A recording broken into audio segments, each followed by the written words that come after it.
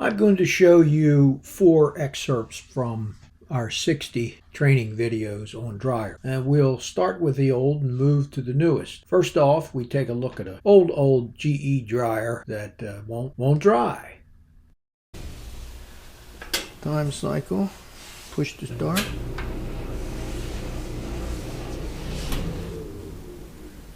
Not turning. Right? I hear the motor. I hear everything. Not turning.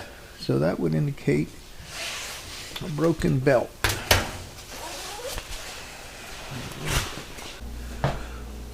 Well, I looked at it. The dryer belt's broken. Yeah. Okay. It's about the third time. Oh yeah, what? Every 10 years? Yeah. Something like that? Okay. I should have that belt on the truck, I think. Hope so. All right. I can go out there and look at now I'm going to inspect the idler pulley. Has it been squealing or has it been okay? No, I hadn't heard it.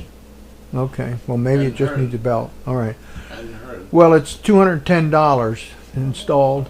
That's okay? All right. Well, let me go find what I need and see if I can fix you up. Yeah, make sure. This is an old style 29-inch electric dryer that has no heat. So what do you think would be the likely suspects to cause a no heat dryer? I already have the back off this dryer. It's an old Whirlpool 29-inch lint trap on the top. So we got a dryer. And take a look at what I'm finding. 29-inch dryer. And it took about 10 seconds to diagnose this.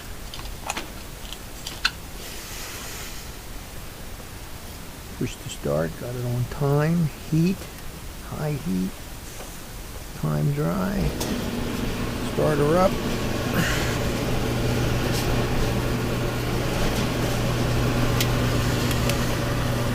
You can see the wiring looks good, it's got a brand new heating element, everything looks fine and dandy, except no heat. Oh, looky there. That turns the heat on. That's the thermal limit. Here you get to see Reed thread a 27-inch dryer one-handed in a matter of seconds. Here's an excellent shot of what you have to do in order to thread that belt with one hand, which is a little tricky. A lot of people can get both hands under there, but here goes Reed doing it one-handed, like a magic trick. Get that thing threaded.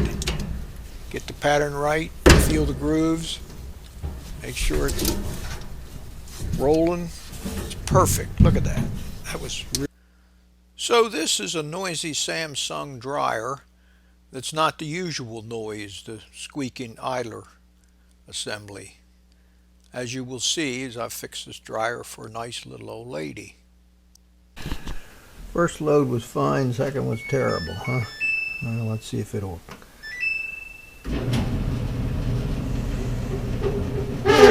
There it is.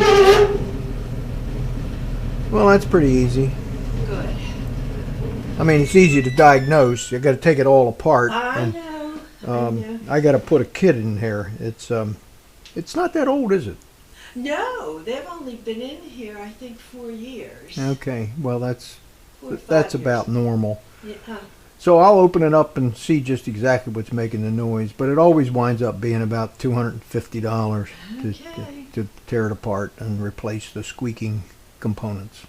Okay? Yeah. I have them with me, so I can do it right now. Fantastic. Is it? This video is a long and involved one, which includes the hardest thing to do on a dryer, and that's change the motor. In this case, we're dealing with the GE Adora, the big new style. And the first thing you're going to see is Reed diagnosing the motor with the customer, and then all the subsequent steps when he comes back to put the motor in, and we will carefully go over them. Two things happen here that show professionalism.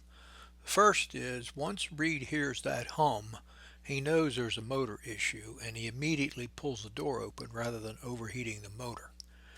The second thing is he opens the door, pushes the door switch with his finger, turns it on, and then gives the basket a push to get it started. And it starts.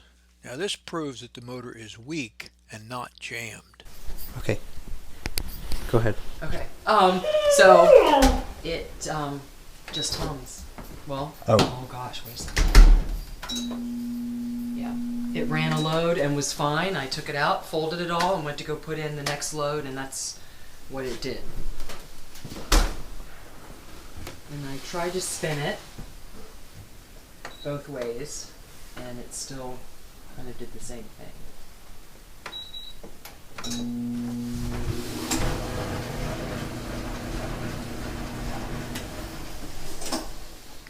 It's a bad motor. Oh. Now I've skipped all the steps in between here in this sample, but I wanted to show you that we dig down deeply into these repairs, and here Reed is tearing out the motor, and he's demonstrating just how difficult it is to get the blower shaft broken loose from the blower with big wrench and big vice grips, a big socket. You have to be prepared with all that on these jobs. Has a 15/16 plastic bolt head on the end of the motor shaft as part of the blower. You need to have that socket and a large socket wrench with you in order to break it loose.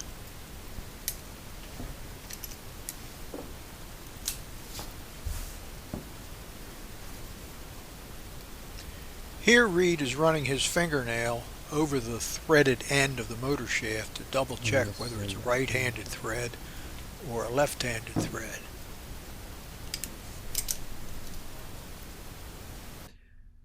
As you can obviously see, we go into every detail with me narrating what's going on with the technician on the job or me on the job, explaining exactly what is happening and why it's happening, and how often you run into troubles and you need to have alternative ways of getting things apart and diagnosing things. And that is all part of this reality series video.